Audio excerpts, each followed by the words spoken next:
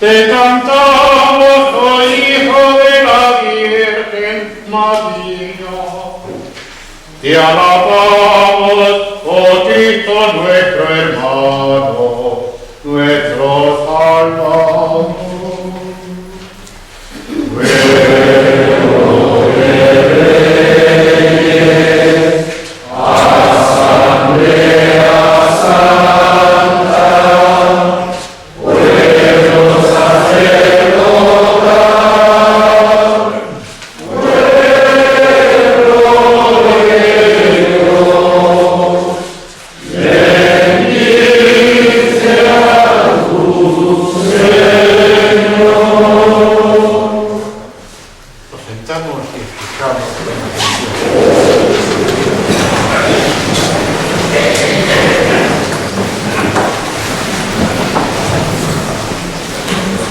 Lectura de la carta del apóstol Santiago. Queridos hermanos, ¿sufre alguno de vosotros? Rece.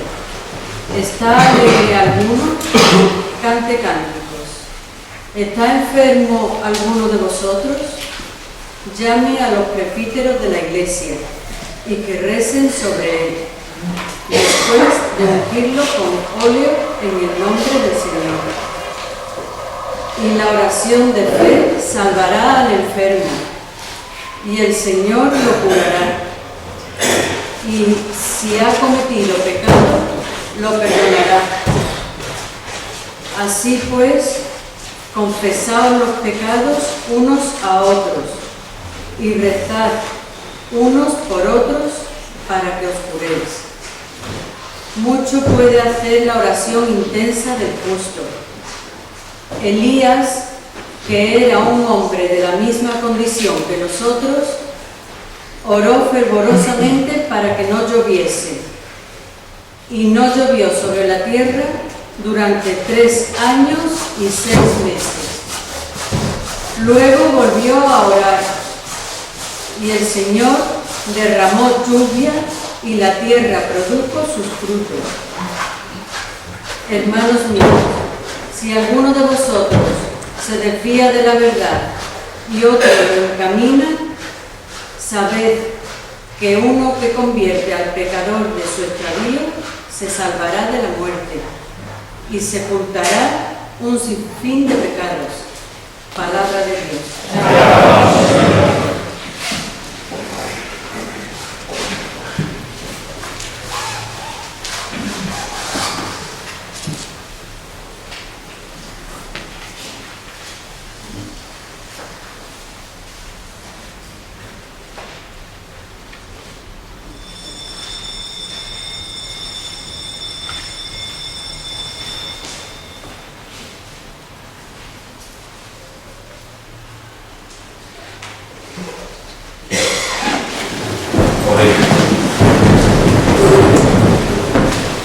Señor Dios nuestro, que pusiste como fermento en el mundo la fuerza del Evangelio, concede a cuantos has llamado a vivir en medio de los afanes temporales, que encendidos en espíritu cristiano, se entreguen de tal modo a su tarea en el mundo, que con ella construyan y proclamen tu reino.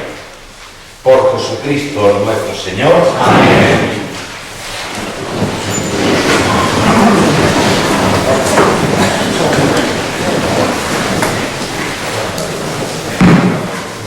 Damos comienzo a nuestro segundo encuentro sobre liturgia y piedad popular. Espero que la ponencia de ayer os resultara interesante.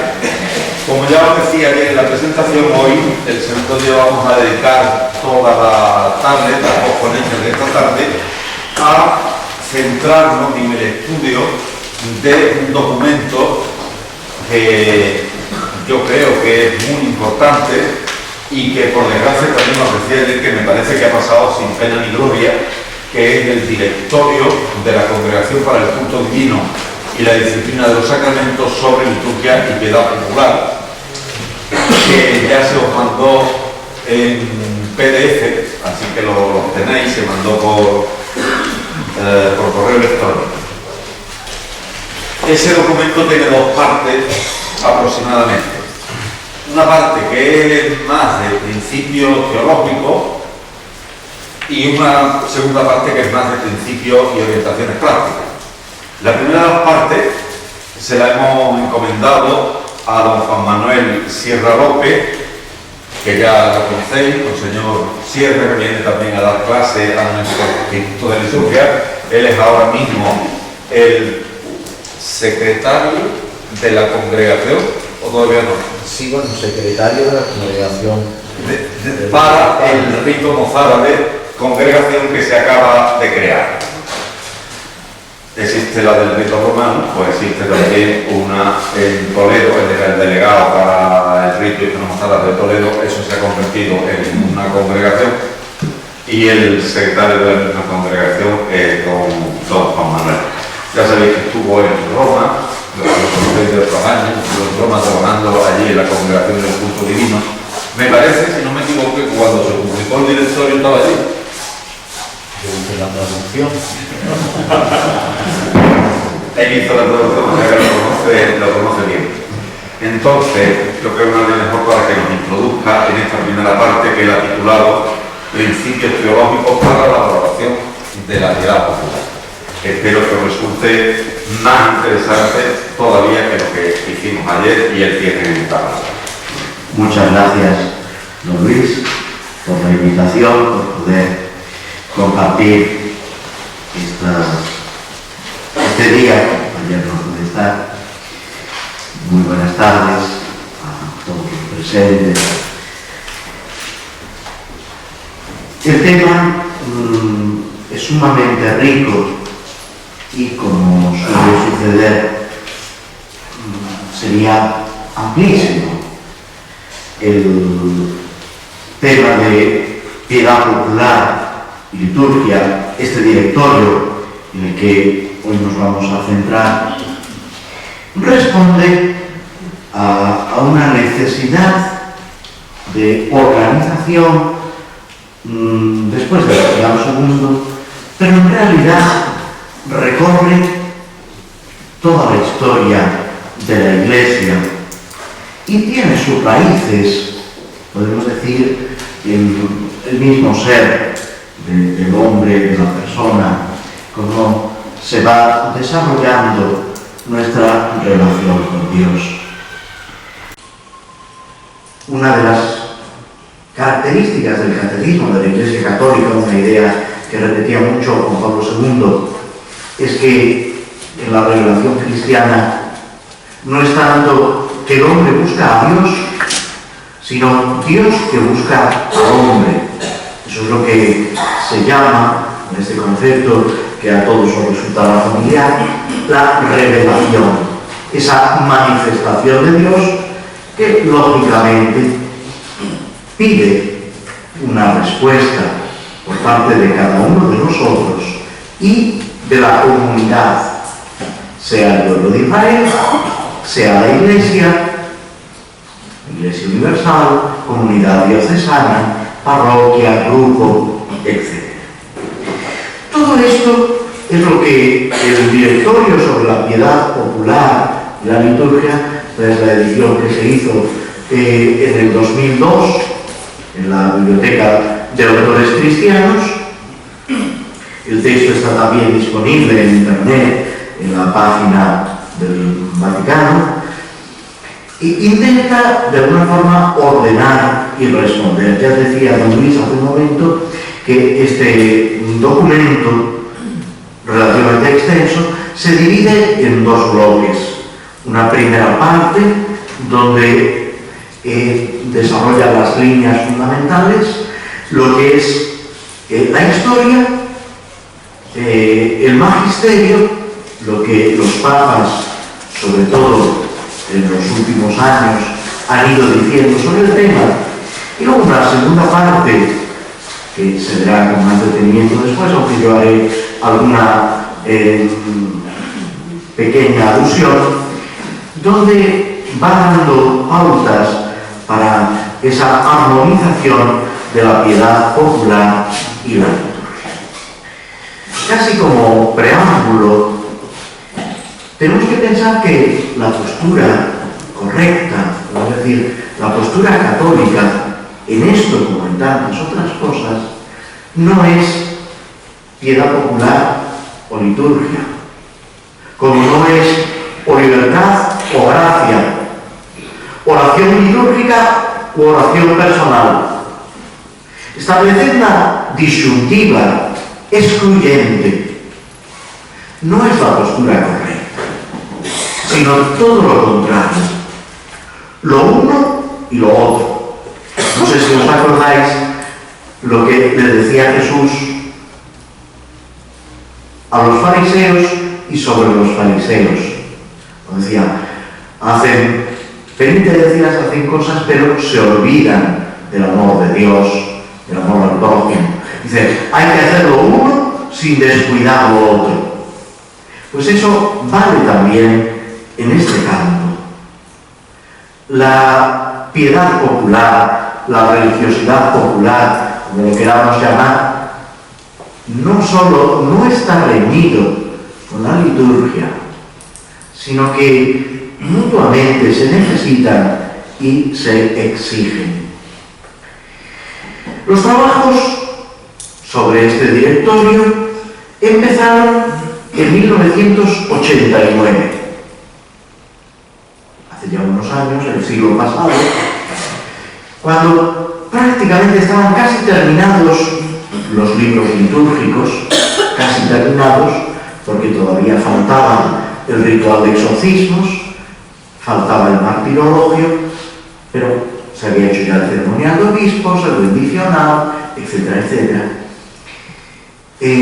La Congregación para el Culto Divino, el organismo que en la Santa Sede se ocupa de liturgia, decidió abordar este tema al que en el número 13 de la Sacrosanctum Concilium se le dedica atención. Y que ya antes, por citar el último gran documento que aborda el tema, Pío XII en la Mediator Dei también se había referido a la importancia de la religiosidad popular o la piedad popular. Se creó, como se hace siempre, un grupo de trabajo que estuvo reuniéndose y elaborando el documento prácticamente hasta 1996-95 y una última reunión ya en el 1996. Y de ahí hasta el 2001 se hicieron algunos pequeños retoques, consultas, etc.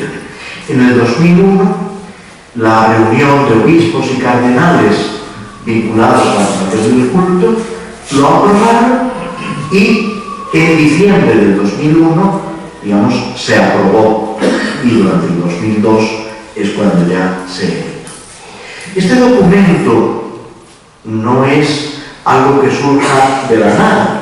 Buscando en mi pequeña biblioteca, pues encontré esta pequeña obra de don Ángel Gómez Guillén, Religiosidad Popular, Aproximación Teológica y Pastoral, publicada aquí en Sevilla en el año 1997. Don Ángel ha trabajado muchísimo sobre el tema. También el Secretariado Nacional de Liturgia y la misma Comisión Episcopal de Liturgia abordaron el tema, se han hecho jornadas de liturgia. ¿Por qué es importante?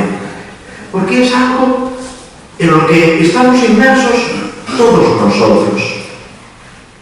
¿dónde empieza la liturgia? ¿Dónde termina la piedad popular?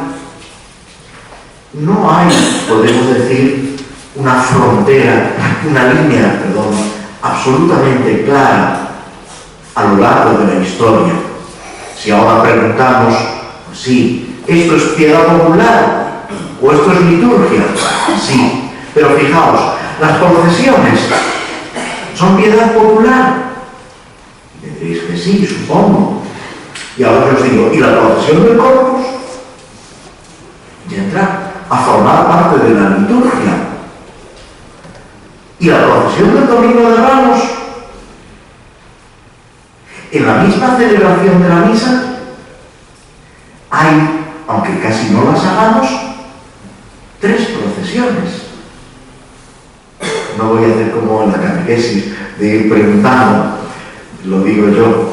La primera, que va acompañada de un canto, es la procesión de entrada, que con mucha frecuencia se reduce a la mínima expresión, que es el sacerdote que llega al altar, pero va acompañada por un canto o una antífona y culmina con la oración colecta.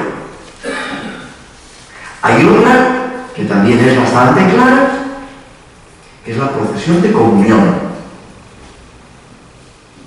Decía un profesor de liturgia, el padre Goenaga, jesuita, fallecido hace ya unos cuantos años, él tenía la opinión que durante la CUM, no os digo que lo hagáis, porque llamaría la atención, pero yo estoy convencido que sería muy adecuado.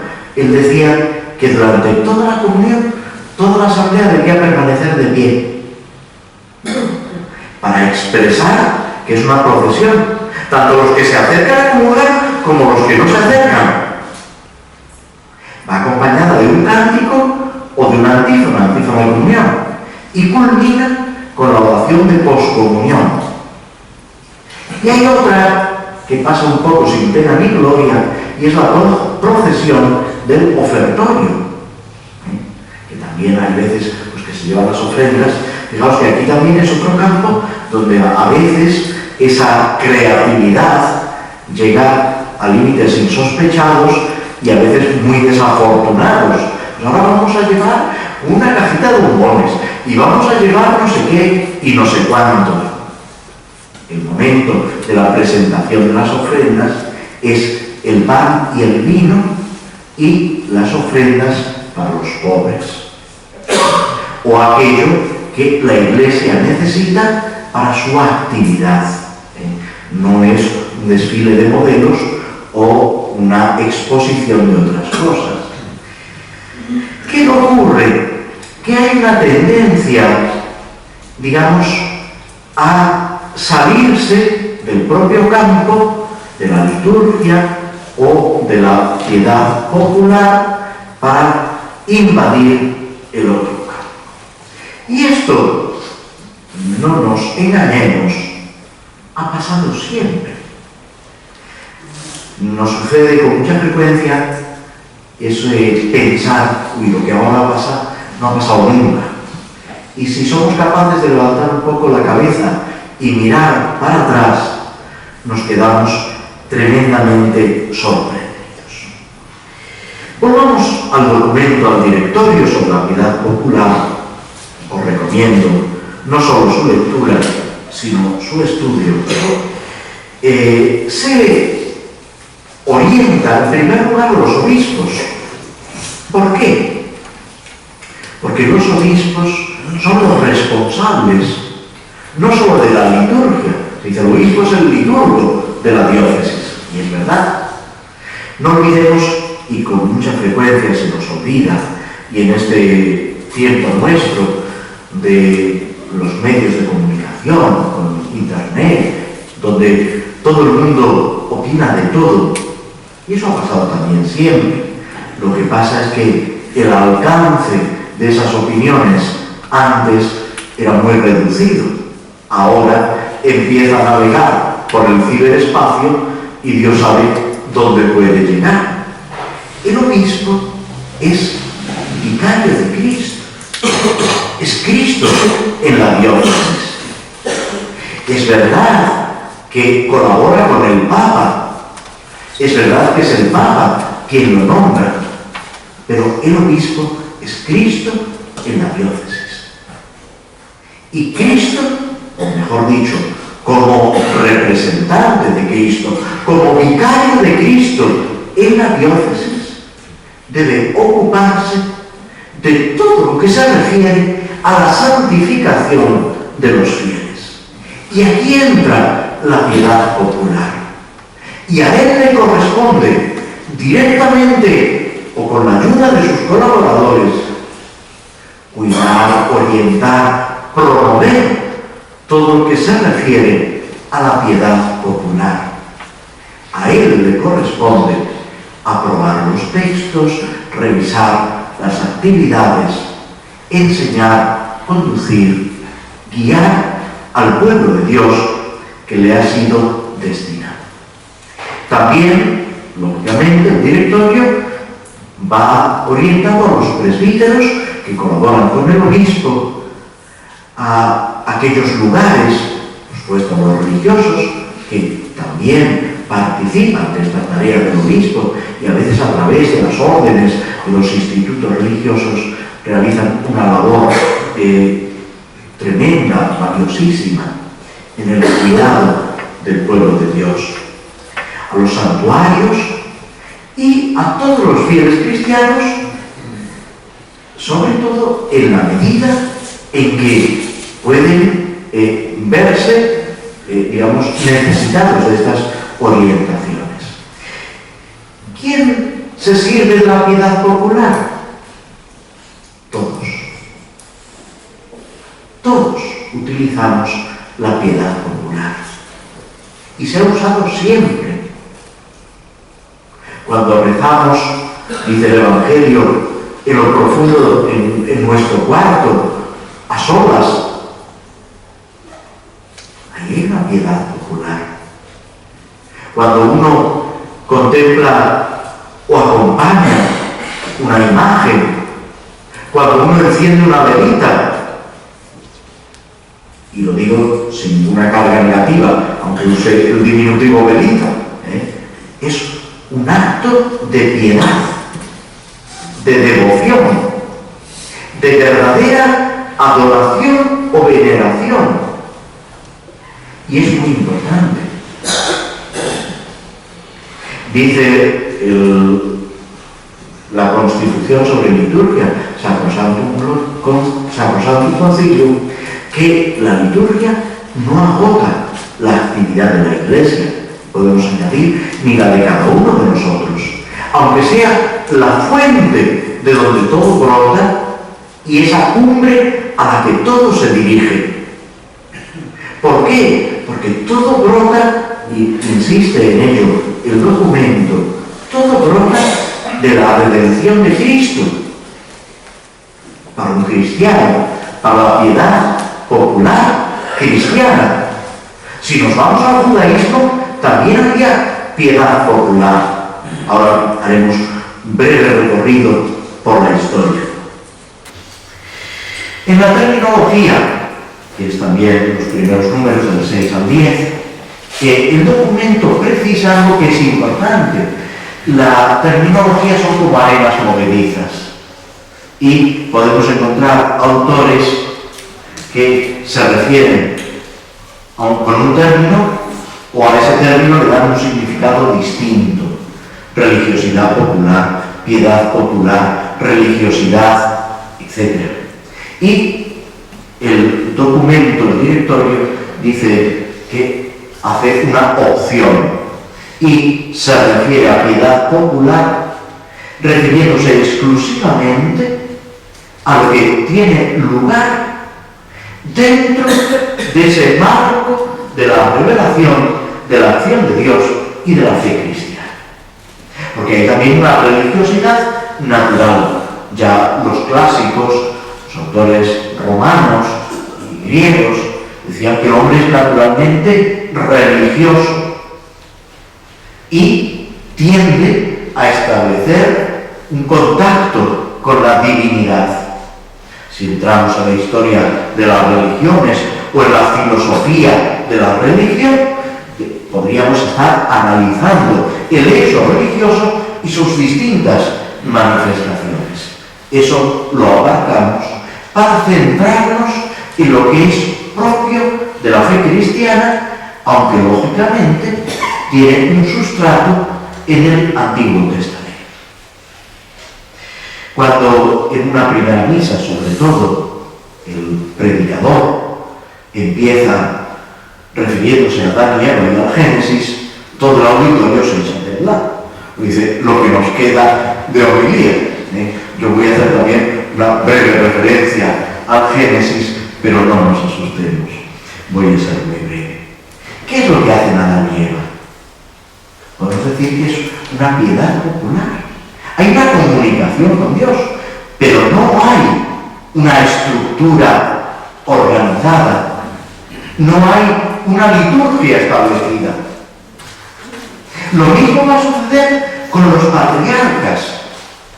Cuando levantan una estela, cuando ofrecen el carnero en vez de a Isaac, no hay todavía, como lo habrá a raíz de la alianza de Dios con el pueblo de Israel en el Sinaí, que es cuando se establece, y uno lee el Levítico, el Deuteronomio, el libro de los números, y a veces se te cae de las manos cuando empieza a decirte lo que debía medir el arca, y lo que debía medir la tienda, y lo que debía... Ahí es cuando se va estructurando la liturgia judía, siempre acompañada de una piedad popular. Y así llegamos, no me he alargado mucho, hasta Jesucristo. Jesucristo, que igual que los profetas, se manifiesta relativamente crítico frente al culto oficial, a la liturgia establecida. Si recorremos los profetas, hay páginas durísimas. Este pueblo me honra con los labios, con los sacrificios, pero su corazón está lejos de mí. ¿De qué me sirve la grasa de carneros? Ayunáis entre homicidios, adulterios, etc. Y el mismo Jesús, valorando la liturgia, tanto la liturgia sinagogal, que se va desarrollando precisamente cuando dejan de poder utilizar el templo, como la liturgia en el templo. Recordaréis de la liturgia de las horas, ese texto: no tenemos príncipes, ni sacerdotes, ni jefes, ni holocaustos, ni sacrificios, ni un lugar donde ofrecerte primicias para alcanzar misericordia. Por eso, acepta nuestro corazón contrito y nuestro espíritu humilde como un holocausto de carneros y toros. Es un invento revolucionario de la época del exilio, cuando esos pobres del pueblo de Israel no pueden hacer otra cosa que ofrecer su corazón al Señor.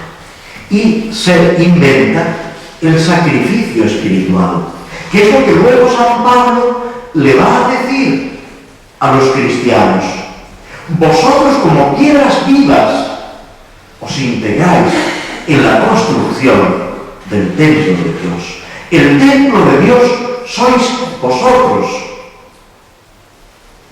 Por eso, todo lo que es piedad popular tiene un sentido, un valor, unidos a Cristo.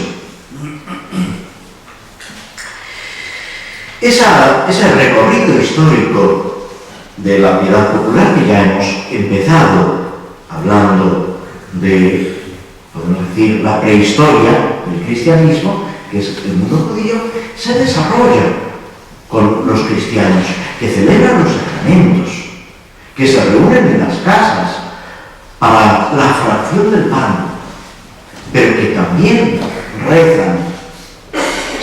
Es curioso, y vuelvo a ese ir pasando de la piedad popular a la liturgia, como hay oraciones, gestos que de la piedad popular entran a formar parte de la liturgia y viceversa, acciones en la liturgia que de alguna manera impregnan esa piedad popular.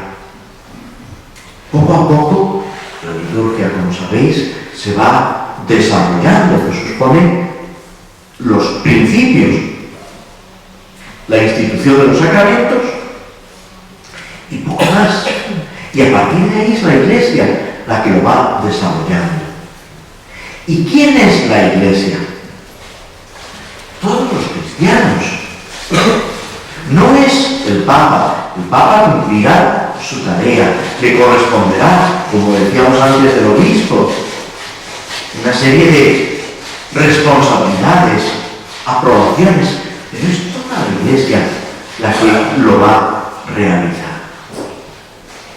Y de esas oraciones se van formando lo que después va a entrar en la oración oficial de la Iglesia, que la Iglesia reconoce como acción de Cristo y de toda la Iglesia. La liturgia es el ejercicio del sacerdocio de Cristo al cual se asocia la Iglesia. Pero es que también la Iglesia está presente, ahora lo veremos, en la piedad popular. Luego, conforme se va, formando plenamente la liturgia, queda un espacio amplísimo para esa oración, para esa vida cristiana. La piedad popular prepara, prolonga esa acción litúrgica.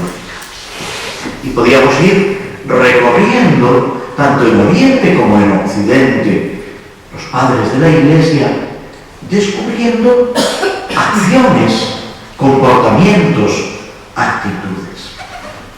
Nos encontramos al final de la época antigua, al comienzo de la Edad Media, con un aspecto que es muy importante y que nos ayuda también a comprender dificultades y enfrentamientos que ha habido finales del 19, principios del 20, y es ese distanciamiento que se va dando entre la liturgia y el pueblo de Dios.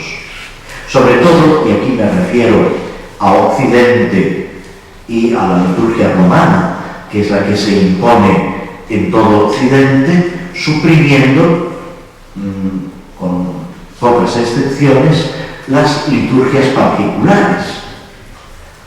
Antes, en cada lugar, en cada iglesia importante, pues se celebraba de una manera distinta, dentro de un único esquema. Eso poco a poco se va perdiendo y se va imponiendo la liturgia romana. La liturgia romana conserva, primero pasa del griego al latín, a lo largo del siglo, finales del tercero, siglo IV, y se va a conservar en latín hasta después del Vaticano II. Además, las comunidades cristianas van creciendo, van siendo asambleas muy numerosas, entonces se va dando un distanciamiento. El sacerdote va, es un proceso de siglos, va poco a poco, como si dijéramos, acabando toda la actividad, porque a veces pues, no hay un coro que pueda cantar, no hay lectores que puedan desarrollarlo de forma adecuada. Esto sucede menos en los monasterios, en las iglesias catedrales, pero en muchas iglesias poco a poco el celebrante lo va asumiendo todo. Y el pueblo, la asamblea, se va convirtiendo poco a poco en espectadores, asistentes. Siempre tenemos que decir que hay una participación litúrgica. No podemos decir, no se participaba. Sí se participaba y se sabía lo que se estaba realizando y había un verdadero espíritu de fe, mucho más a veces de lo que hoy nos pensamos. En tiempos de San Ignacio de Loyola, San Ignacio, él mismo lo hace cuando está de ermitaño en Manresa. Él iba todos los días al rezo de vísperas, con frecuencia los dominicos, en la iglesia más importante de Manresa. Y no era un caso aislado, era muy corriente. Entonces, no podemos pensar que esa participación litúrgica fuera inexistente. Un chiste, si me lo permitís, cuando después del Vaticano II empiezan a celebrar en castellano, dice al final el sacerdote: podéis ir en paz. Y le dice una viejecita a otra: ¿qué es lo que ha dicho? Dice: nada, que irte misa es.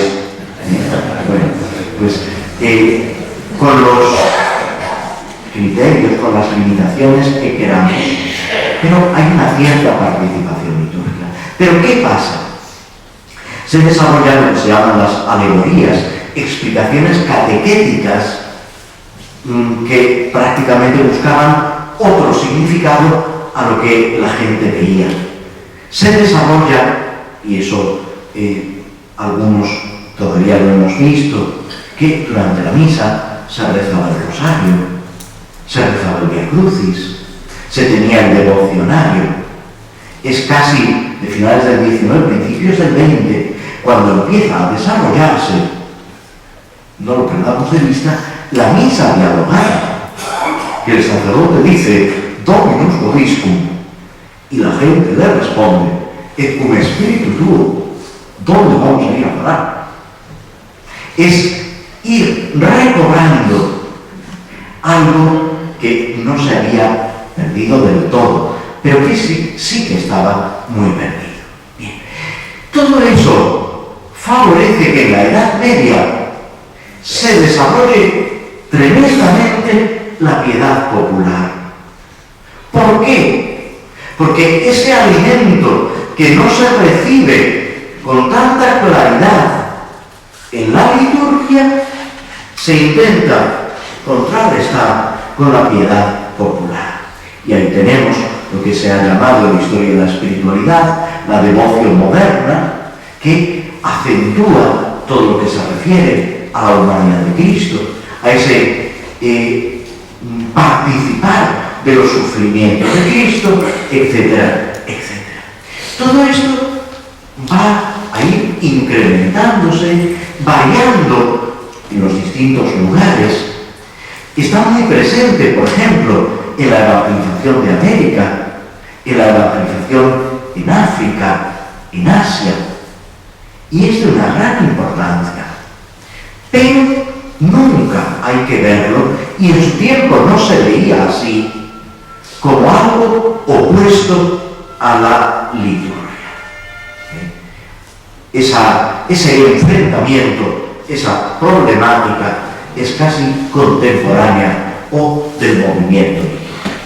Cuando se desarrolla el movimiento litúrgico, por movimiento litúrgico se entiende todos estos autores, iniciativas que buscan esa recuperación de la participación litúrgica, y en ello intervienen también los papas, sobre todo a partir de San Pío X, que a propósito de la música insiste en la participación.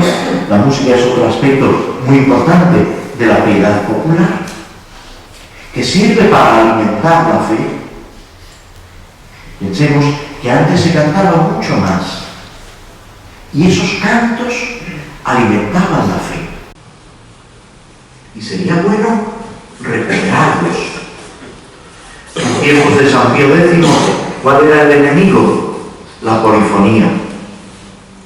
No porque la polifonía sea mala, sino porque se convertía en un concierto que uno pues escuchaba y decía: ¡qué bonito!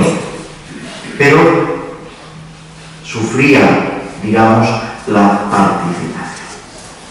Cuando el movimiento litúrgico intenta recuperar ese valor de la liturgia, se ve precisamente ese sucedáneo de la piedad popular Pensad que el término sucedáneo no es justo, porque ha sido sucedáneo de la liturgia, gracias a Dios, manteniendo y habitando, pero tiene un valor en sí mismo. No es que la piedad popular por sí misma sea un mero sucedáneo, no, pero ha tenido, digamos, esta función subsidiaria. Claro, en el momento que queremos revalorizar la liturgia, tenemos el peligro de ver la piedad popular como un enemigo, que no lo es, todo lo contrario. Pero hay otro problema que ahora veremos, al que también se refiere el directorio, y es mezclar. Que la piedad popular invada el campo de la liturgia, novenas, quinarios, etc. O lo contrario, que la liturgia, digamos, intente aniquilar, y tampoco es justo, la piedad popular. Este desequilibrio que a veces se ha dado, y se ha dado en porciones de la Iglesia, pero se puede dar también en nosotros, hay que intentar subsanarlo reconociendo la principalidad de la liturgia. Lo más importante es la liturgia. ¿Por qué? Os lo decía al principio, porque es la redención de Cristo. La liturgia busca la santificación de los hombres y la glorificación de Dios, que se realiza a través del misterio pascual, la pasión, muerte y resurrección de Cristo. Y de ahí brota toda la acción de la Iglesia.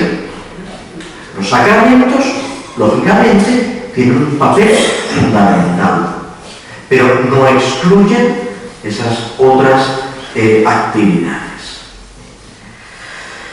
En el número 59 termina el directorio hablando, y esto se repite también en la liturgia, de la importancia de la formación.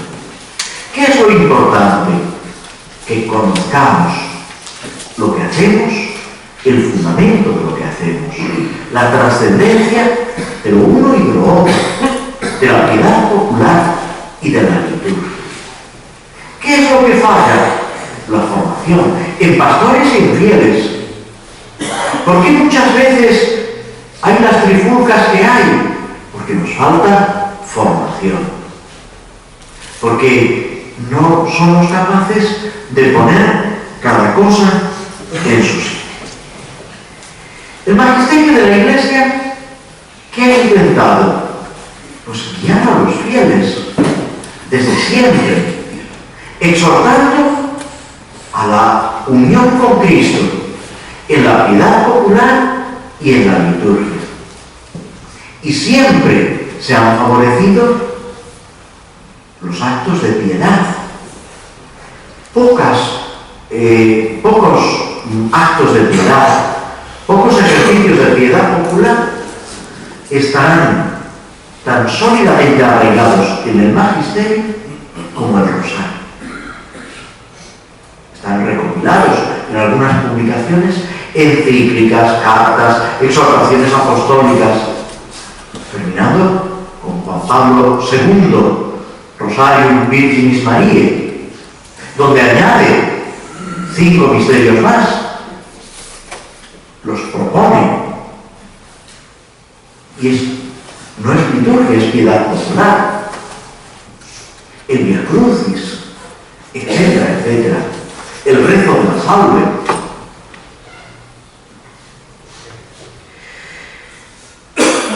Sobre todo,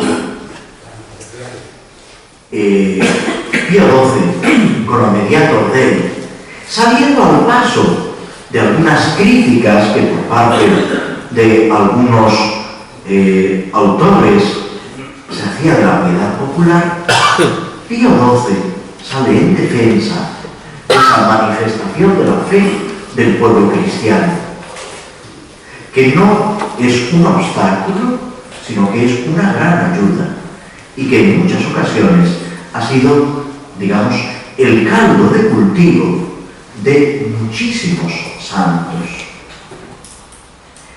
Después, el Concilio Vaticano II, que os decía, es el número 13, el que se dedica a la piedad popular, hablando de esa importancia que tiene y cómo no se debe ver nunca enfrentada a la liturgia.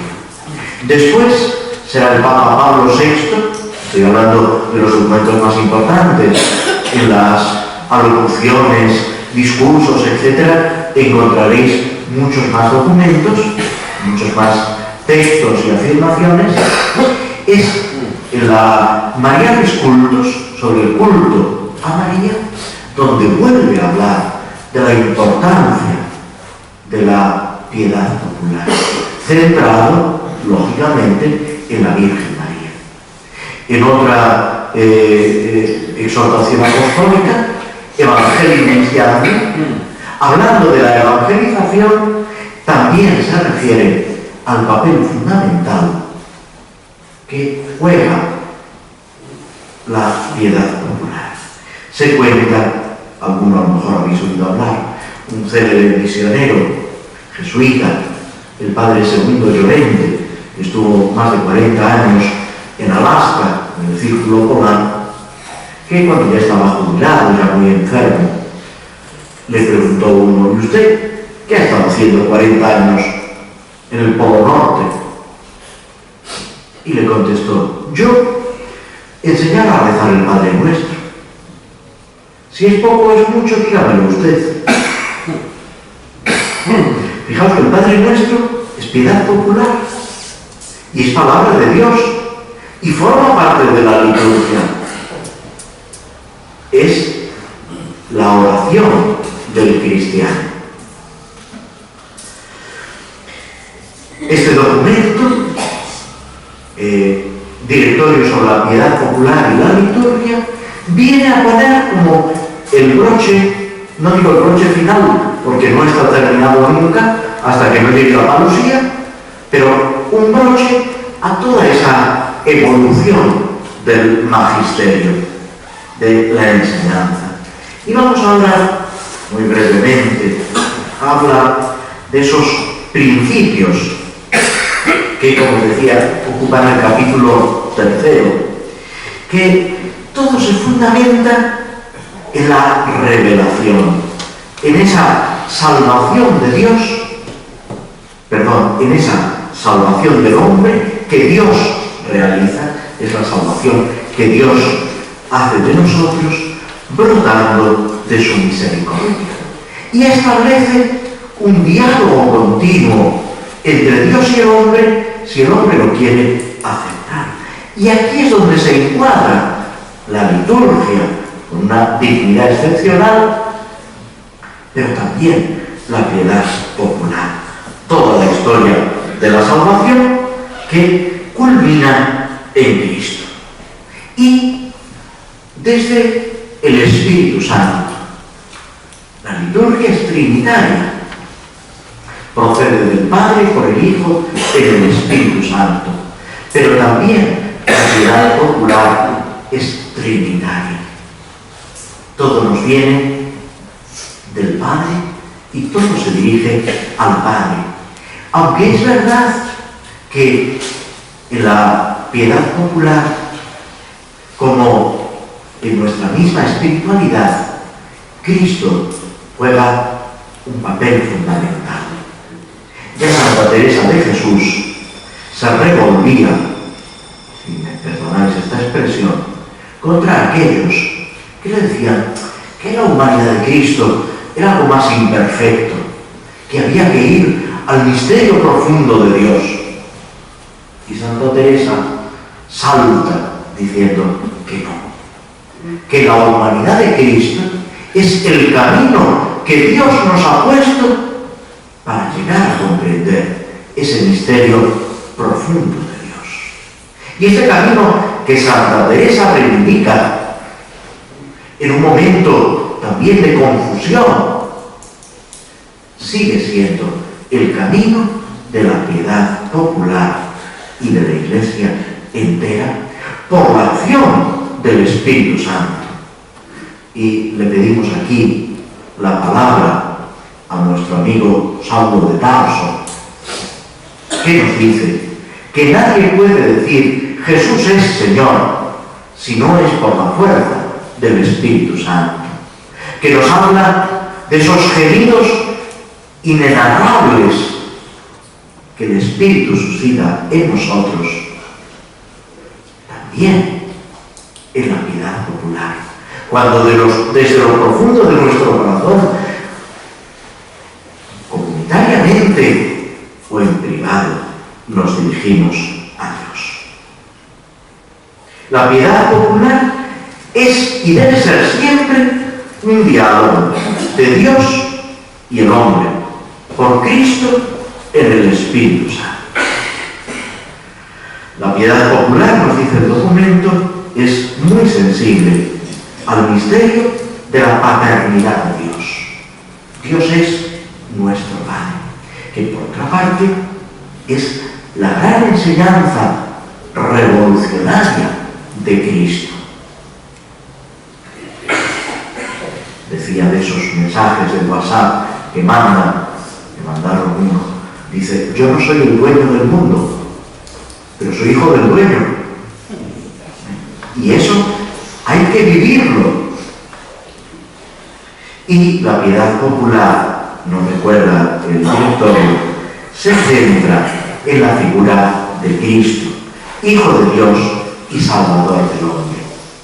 Esa acentuación de la humanidad de Cristo.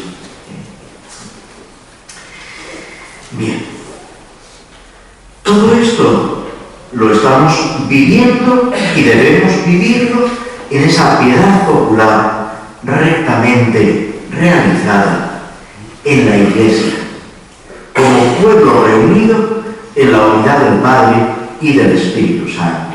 Lo expresa el documento en el número 81 y siguientes. Es en la Iglesia. Fijaos que todo lo que hacemos es en la Iglesia.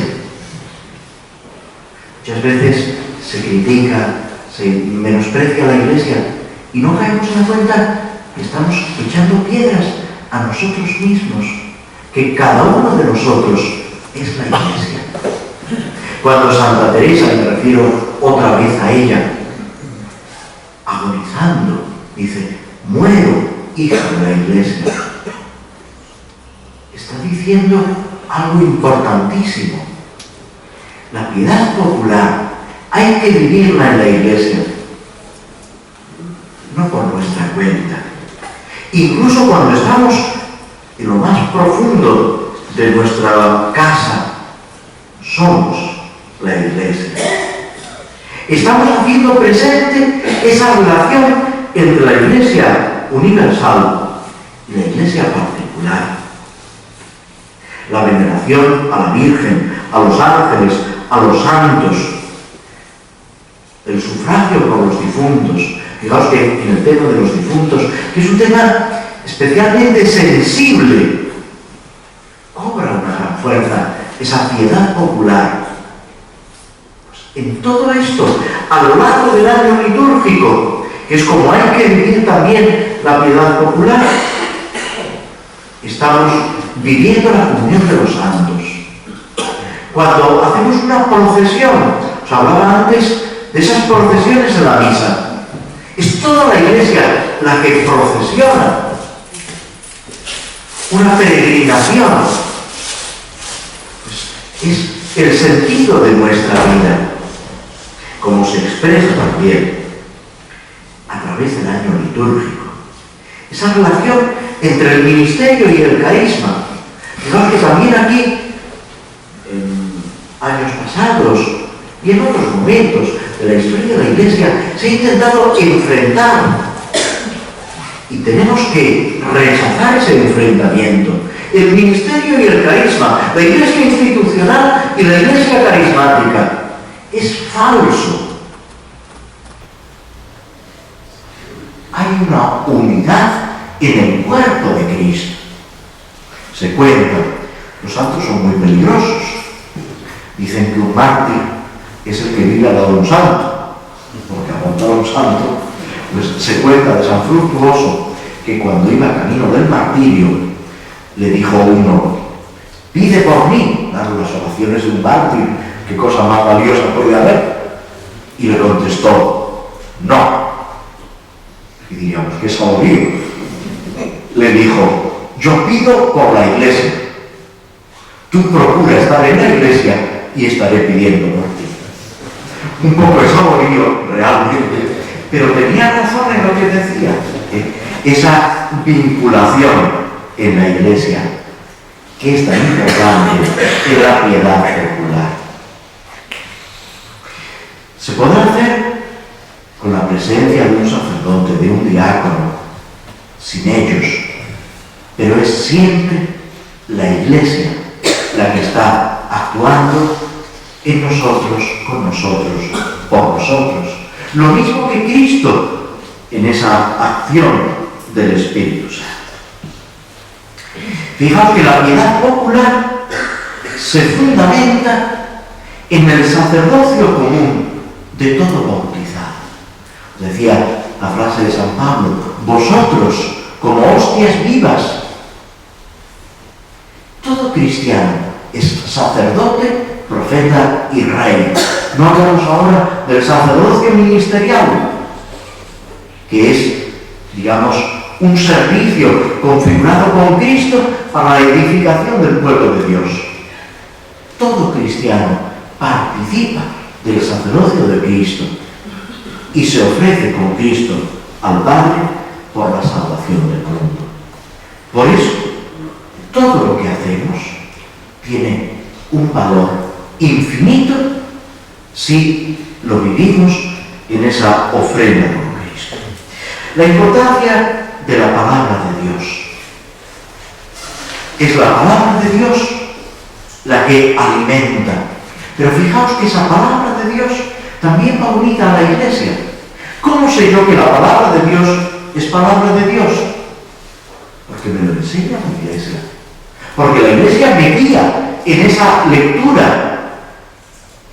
En la liturgia de una forma especial, y aquí también señala el directorio que la acción litúrgica es una referencia, los leccionarios, la manera, pero queda también abierto un campo, digamos, ilimitado. San Orígenes hablaba en el siglo III de los infinitos sentidos de la Escritura. La palabra de Dios que debe acompañar siempre nuestra oración, nuestro diálogo con Dios, todas nuestras acciones. Y por último, bueno, por antepenúltimo o penúltimo, habla, esto lo tratamos muy rápidamente, piedad popular y revelaciones privadas. Hay veces que hay una relación, hay cosas que subraya aquí, y esto es muy importante como principio teológico. Me perdonará Luis que me pase un minuto y medio. La revelación pública, o sea, lo que Dios manifiesta a la humanidad y a la Iglesia, se cierra con la muerte del último apóstol, que son los que nos transmiten las enseñanzas de Cristo, con quien llega a su culmen la revelación. Con la muerte del último apóstol se dice que se cierra la revelación pública. Ya no hay una revelación, digamos, oficial para toda la Iglesia o toda la humanidad.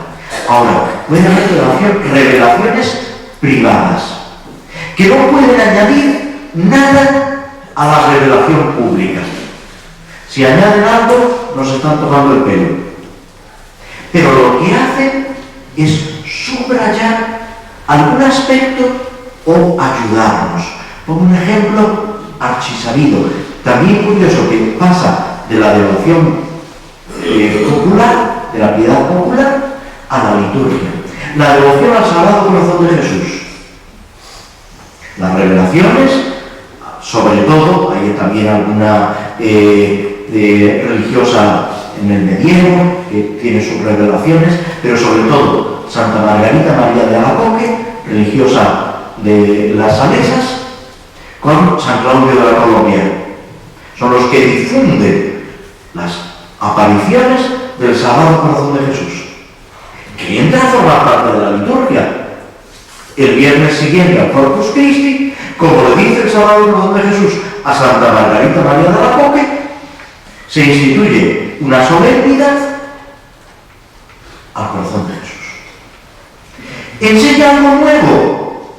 No, señor. El valor de la humanidad de Cristo y el amor infinito de Cristo, al cual tenemos que unirnos con la consagración y con la preparación. Pero da lugar a toda una vivencia. Y ahora sí, por último, la enculturación o inculturación y la piedad popular. Fijaos que la piedad popular es donde con más facilidad se recogen los aspectos culturales, la idiosincrasia de cada pueblo, cada sociedad y cada uno de nosotros en todo aquello que no esté reñido, que no esté en contradicción con la revelación. Y es un campo fabuloso para el cultivo de nuestra vida cristiana y para la evangelización. Pensemos, y con esto termino, que Dios se sirve de tantas cosas, también y muchas veces especialmente de la piedad popular, para llegar a mucha gente que en otros casos estaría alejada o completamente ignorante de la vida cristiana. Que lo valoremos, que nos formemos y que ayudemos a los demás a vivir el misterio de Cristo, que en definitiva es de lo que se trata. Muchas gracias.